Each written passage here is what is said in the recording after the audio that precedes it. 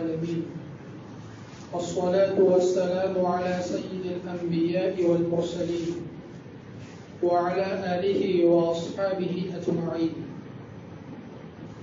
أما بعد فقد قال الله تبارك وتعالى في القرآن المجيد والفرقان الحميد: أعوذ بالله من الشيطان الرجيم. بسم الله الرحمن الرحيم. والذين جاهدوا فينا لنهدينهم سبلنا وإن الله لمع المحسنين. صدق الله مولانا العظيم وصدق رسوله النبي الأمي الكريم ونحن على ذلك من الشاهدين والشاكرين والحمد لله رب العالمين. محترم و مکرم سامعین کرام اور عزیز دوستوں اور بزرگوں، مسلمان کا ہر لمحہ اور ہر موقع جو قرآن و سنت کے مطابق ہو عبادت ہے. مسلمان کا سونا اور جاگنا، اٹھنا اور بیٹھنا، دوستی اور دشمنی اگر اللہ تبارک و تعالی کے لیے ہے تو یہ بھی عبادت ہے.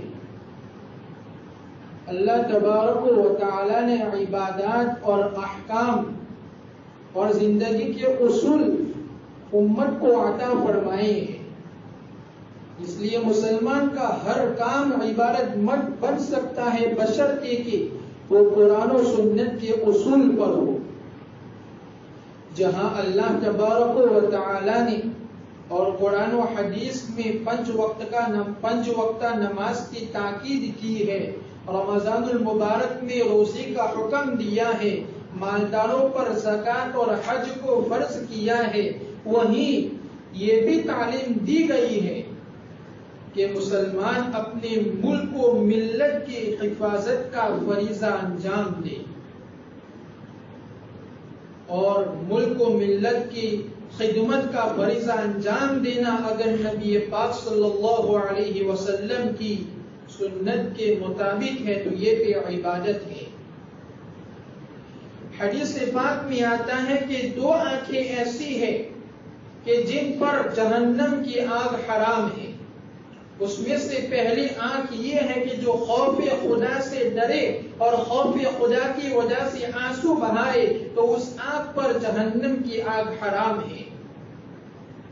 صحابہ کرام جب خوف خدا کی وجہ سے روتے تھے تو ان کی آنکھوں سے آنسو جاری ہو جاتے تھے اور وہ ان آنسوؤں کو اپنے چہرے پر مل لیا کرتے تھے کہ نبی پاک صلی اللہ علیہ وسلم نے ارشاد فرمایا تھا کہ خوف خدا سے نکلنے والا آنسو کا وہ قطرہ جسم کے جس بھی ظاہری حصے پر لگے گا اس پر جہنم کی آگ حرام ہے.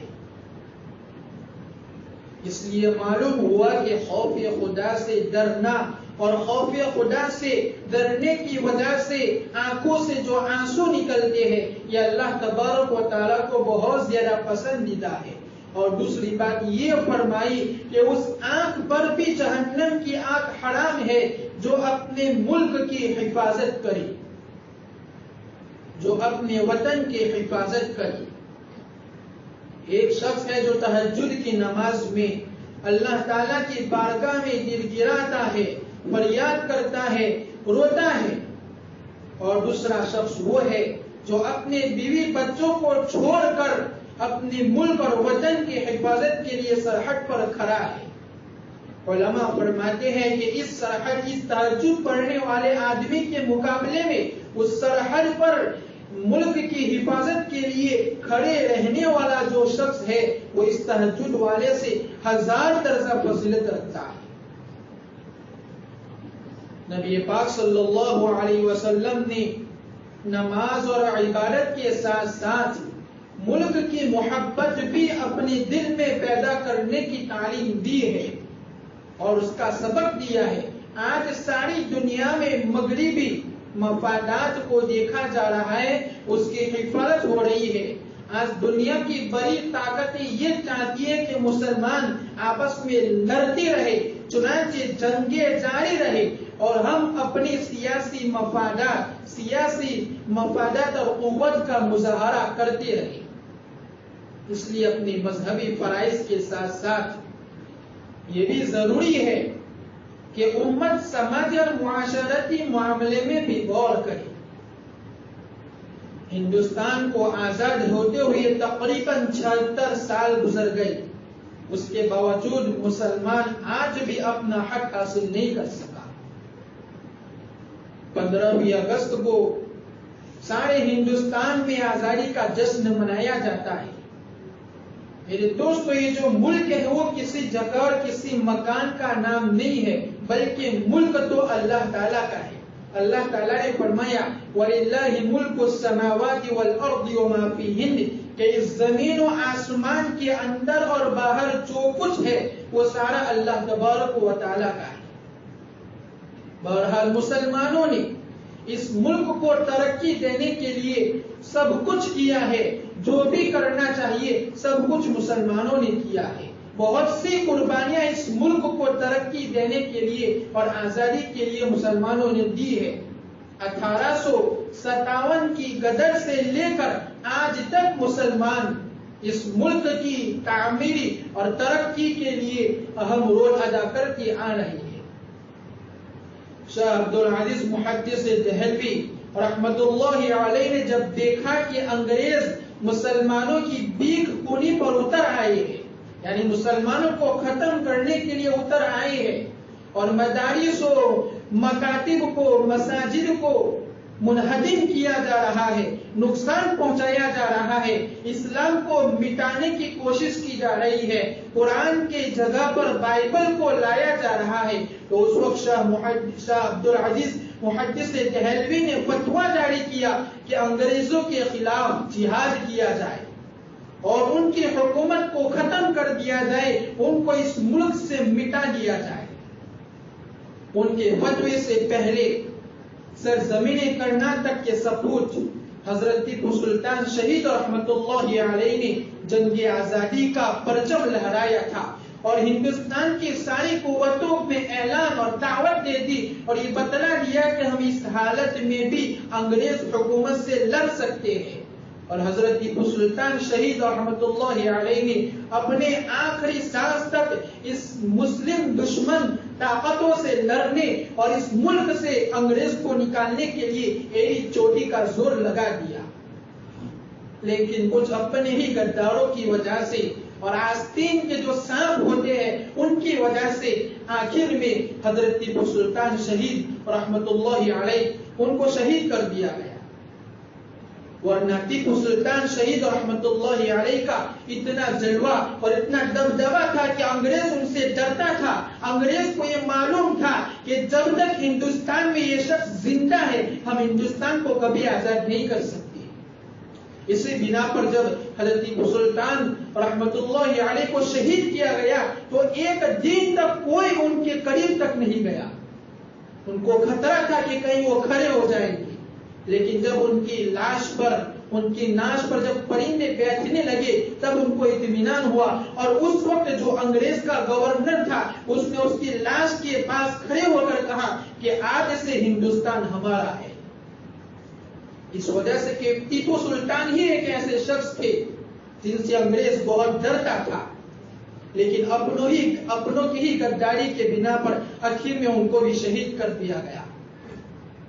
اس واقعے کے بعد ہندوستان کے کونے کونے میں حالات اور انقلابات پیدا ہو گئے اور سب سے پہلے حضرت شاہ عبدالعزیز محدث دہلوی رحمت اللہ علیہ نے جہاد کا فتویٰ لیا کہ جہاد فرض ہے اور اس کے بعد حضرت سید اسماعیل شہید رحمت اللہ علیہ اور شیخ الہند حضرت مولانا محمود الحسن دیوبندی رحمت اللہ علیہ نے ریشمی رومال کی تحریک چلائی.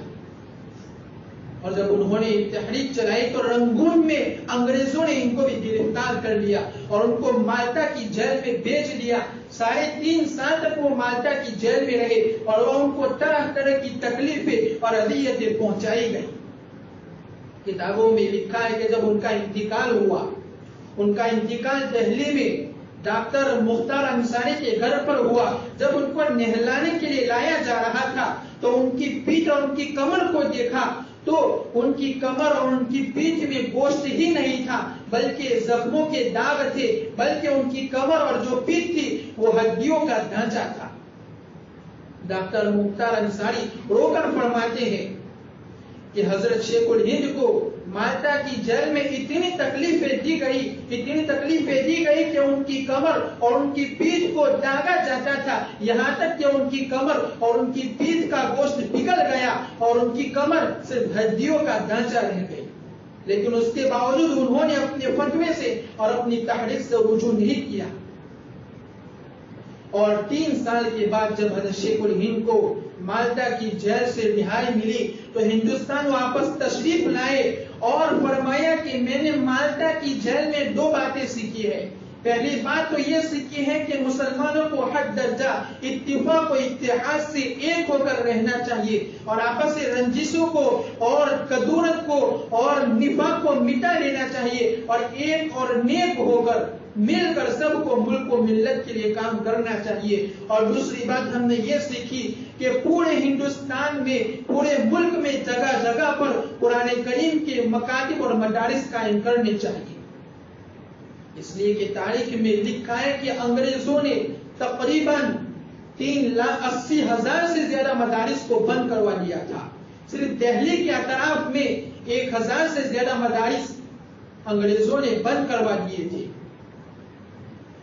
تو میرے دوستوں اور بزرگوں، اس کے بعد ہندوستان میں کونے کونے میں انقلاب پیدا ہو گیا اور انگریزوں نے قرآن کریم کے کئی نسخے دریا میں بہا دیے اور ان 3 سال کی قلیل مدت کے اندر 3 لاکھ سے زیادہ قرآن کریم کے نسخے نعوذ باللہ انہوں نے جلا کر راکھ کر دیا، خاکستر کر دیا۔ تو حضرت شیخ الہند رحمت اللہ علیہ کے زمانے میں جنگ آزادی کا یہ سلسلہ شروع ہوا تھا، وہ زور و شور پر تھا۔ یہ کوئی افسانہ، یہ کوئی قصہ کہانی کی بات نہیں ہے، بلکہ انگریزوں سے دراصل حقیقت میں مسلمانوں سے ہی دشمنی تھی، اس لیے کہ مسلمانوں نے اس ملک پر 1,000 سے زیادہ سال تک حکومت کی تھی اور انگریزوں نے مسلمانوں سے ہی حکومت کو چھینا تھا اور 57,000 علماء کو پھانسی کے پھندے پر لٹکایا تھا۔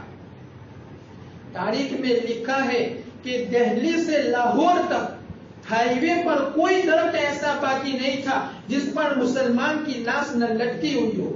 جہاں کہیں کسی کے سر پر ٹوپی اور کسی کے چہرے پر داڑھی نظر آ جاتی، اس کو پکڑ لیا جاتا اور اس کو جرم کے الزام میں پھنسا کر اس کو جیل میں بھیج دیا جاتا تھا۔ اور تاریخ میں یہ بھی لکھا ہے کہ 3 لاکھ سے زیادہ مسلمان بچوں کو قتل کر دیا گیا۔ جس طریقے سے مولی اور گاجر کو قتلتے ہیں، اسی طریقے سے 2 سال اور 3 سال کے بچوں کو قتل کر کے پھینک دیا گیا کہ یہ مسلمان کا بچہ ہے، یہ بڑا ہو کر ہمارے خلاف غداری کرے گا۔ مولانا اسیر رحمت اللہ علیہ نے لکھا ہے اپنی تاریخ میں کہ لال قلعہ کے سامنے توپ کو نصب کیا جاتا تھا اور لوگوں کو لایا جاتا تھا اور توپ کے دہانے ان کو باندھ دیا جاتا تھا اور اس کے بعد توپ کو داغا جاتا تھا اور چلایا جاتا تھا۔ پھر کیا تھا کہ لاشوں کے جسم کے پرخچے اڑ جاتے تھے، یہ گوشت کا کیما بن جاتا تھا اور سر تو کہیں دور جا کر گرتے تھے۔ ایسے وحشیانہ مظالم انگریزوں نے 2-4 لوگوں کے ساتھ نہیں بلکہ لاکھوں مسلمان کے ساتھ ڈھائے ہیں۔ جو پڑھے لکھے لوگ تھے، علماء تھے، دانشوران تھے، ان کو مالٹا کی ان کو کالا پانی کی سزا میں انڈمان بھیج دیا گیا۔ جو مالدار حضرت اپنے نوکروں کے ساتھ عیش و عشرت کی زندگی گزار رہے تھے، ان کو کالا پانی بیچ دیا گیا اور ان سے مشقت بھرے کام لیے گئے، ان سے آٹا پسوایا گیا، ان سے چکی چلوائی گئی، ان سے نالی صاف کروائی گئی۔ ایسے حقیر قسم کی خدمت انہوں نے مسلمانوں سے لی اور بڑے بڑے جید علماء تھے اور اپنے زمانے کے نواب اور اپنے زمانے کے مالدار ترین لوگ جو جنگ آزادی کی تحریک میں شریک تھے، انگریزوں نے ان کو کالا پانی کی سزا میں بیچ دیا۔ لکھا ہے کہ مولانا حسرت علی موہانی کو دیکھا گیا کہ وہ گلی کوچوں میں نعرے صاحب کر رہے ہیں. یہ کام دیا تھا انگریزوں نے ہمارے بزرگوں کو اور اس ملک کو آزاد کرنے والے مسلمانوں کو. حقیقت یہ ہے ایک ایسی المناک داستان ہے, ایک ایسی داستان علم ہے کہ جب بھی اس کو سنتے ہیں تو خون دل روتا ہے اور جسم کے رونگٹے کھڑے ہو جاتے ہیں, اور کبھی سوچتے ہیں کہ اس ملک کو آزاد کرنے کے لیے ہمارے بزرگوں نے کتنی قربانیاں دی ہیں. لیکن افسوس اور افسوس آج کی نوجوان نسل کو ہمارے بزرگوں کی قربانیاں یاد ہی نہیں ہے. ہمارے بزرگوں نے کیا قربانیاں دی, آج ہماری نوجوان نسل کو اس کا پتہ تک نہیں ہے. ہماری نوجوان نسل یہ سمجھتی ہے کہ یہ ملک ہندوؤں کا ہے, یہ حکومت ہندوؤں کی ہے, اس لیے ہمیں اسے دب کر رہنا چاہیے. دراصل حقیقت یہ نہیں ہے, بلکہ نوجوان نسل کو چاہیے کہ وہ احساس کمتری کے بجائے اپنے دلوں میں احساس سے برتری پیدا کرے اور یہ سوچ لے کہ جس طریقے سے اس ملک پر ایک ہندو کا حق ہے, ایک سکھ کا حق ہے, ایک عیسائی کا حق ہے, اسی طریقے سے مسلمان بھی اس ملک کا برابر حصے دار اور حقدار ہے. اس ملک کے لیے مسلمانوں نے بڑی قربانیاں دی ہے, اپنی جان و مال, اپنی عزت و آبرو کو قربان کیا ہے. اور جب ملک تقسیم ہوا اس وقت بھی خانہ جنگی کے ذریعے سے سینکڑوں مسلمانوں کو قتل کر دیا گیا. امسر جل رہا ہے, اس نام کی ایک کتاب ہے, اس نام کی کتاب کو پڑھیں گے تو پتہ چلے گا کہ اس موقع پر کتنے لوگوں کو قتل کر دیا گیا کہ جو بھی ہندوستان سے ہجرت کر کے پاکستان جاتے تھے تو 1000 لوگ جاتے تھے, لیکن پاکستان مشکل سے 50 لوگ پہنچ پاتے تھے. راستے میں دوسرے تمام لوگوں کو قتل کر دیا جاتا تھا. لیکن افسوس کی بات ہے کہ آج ہمیں ہماری نوجوان نسل کو ہمارے بزرگوں کی قربانی ہی یاد نہیں ہے کہ ہمارے بزرگوں نے اس ملک کو آزاد کرانے کے لیے کتنی قربانیاں دی ہیں. اس ملک کی آزادی کے خاطر 100 سال تک نسل در نسل اپنی جانوں کا نذرانہ پیش کیا ہے. اب تو حالات ایسے بن رہے ہیں کہ مسلمانوں کی تاریخ کو پس پشت ڈال دیا گیا ہے اور اسکولوں میں جو نصاب تعلیم ہے وہی بچوں کو معلوم ہے, اور اب تو اسکول کے نصاب میں سے مسلمانوں کے ناموں کو ہٹایا جا رہا ہے. اس لیے ضرورت اس بات کی ہے کہ ہم مجاہدین, ہمارے جو مجاہدین ہیں اور ہمارے جو شہداء ہیں جنہوں نے اس ملک کو آزاد کرانے میں اہم کردار ادا کیا ہے, ان کی ہسٹری کو پڑھے, اس کا مطالعہ کرے تاکہ معلوم ہو کہ اس ملک کو آزاد کرانے کے لیے مسلمانوں نے انگریز حکومت سے کیسے ٹکر لی ہے اور کیسے لوہا ان سے منوایا ہے اور کیسے ان کو شکست دی ہے. شملہ میں ایک مرتبہ جلسہ ہو رہا تھا. ایک انگریز وائس چانسلر نے اپنی تقریر میں کہا کہ کون ہے جو ہمیں اس ملک سے نکالے. پورے مجمع میں سناٹا چھا گیا, سب خاموش تھے, کوئی کچھ نہیں بول رہا تھا. لیکن اسی موقع پر شیخ الاسلام حضرت مولانا سید حسین احمد مدنی جو اس وقت دارالعلوم دیوبند کے شیخ الحدیث تھے اور جنہوں نے مسجد نبوی میں 14 سال تک حدیث پاک کا درس دیا, لیکن جب ہندوستان کو ان کی ضرورت ہوئی کہ ہندوستان کو آزاد کرانا ہے تو مسجد نبوی میں درس دیتے تو اس کو چھوڑ دیا اور ہندوستان تشریف لائے. اس ملک کو آزاد کرانے کے لیے وہ اس مجلس میں موجود تھے. وہ کھڑے ہوئے اور اپنے کرتے کے بٹن کو کھول دیا اور کہا کہ اے بندر, تجھے اور تیری قوم کو ہم اس ملک سے نکالیں گے. جب انہوں نے یہ جواب سنا اس وائس چانسلر وہ ہکا بکا رہ گیا اور گھبرا گیا, کچھ نہیں بول سکا اور یہ کہہ دیا کہ ہم آپ سے بات نہیں کر رہے. دراصل ہمارے اکابر اور ہمارے جو بزرگان دین تھے اللہ تعالیٰ نے ان کو ایسا جاباز اور بے باک بنایا تھا کہ وہ سوائے اللہ تعالیٰ کے سوا کسی بھی قدرت, کسی بھی طاقت سے نہیں ڈرتے تھے. تو میرے دوستوں اور بزرگوں, اس ملک کو آزاد کرانے میں مسلمانوں کا, علماء کا اور خصوصاً عوام کا بڑا حصہ رہا ہے.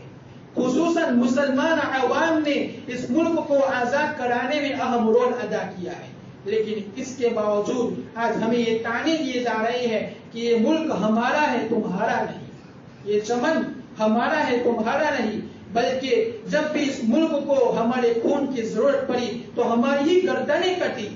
لیکن اس کے باوجود یہ لوگ ہمیں کہتے ہیں کہ یہ چمن ہمارا ہے تمہارا نہیں. بہرحال ہمیں یہ ذہن نشین کر لینا چاہیے کہ یہ ملک ہمارا ہے, ہم اس ملک کے باشندے ہیں, ہم نے اس ملک کو سنوارا ہے, بنایا ہے, ترقی کی ہے. لیکن ایک بات ضرور عرض کروں گا کہ اس 15 اگست کے موقع پر پورے ملک میں جشن منایا جاتا ہے, خوشی منائی جاتی ہے کہ اس دن ہمیں آزادی ملی, لیکن حقیقت میں مسلمانوں کی جو جائز اور ضروری حقوق تھے وہ اب تک ہمیں نہیں مل سکے ہیں. اس لیے ہر مسلمان حکومت سے حصے داری چاہتا ہے. اللہ تبارک و تعالیٰ سے دعا ہے کہ اللہ تعالیٰ ہمیں بزرگان اکابرین کے اور بزرگان دین کے نقش قدم پر چلنے کی توفیق عطا فرمائے. آمین. وآخر دعوانا الحمدللہ.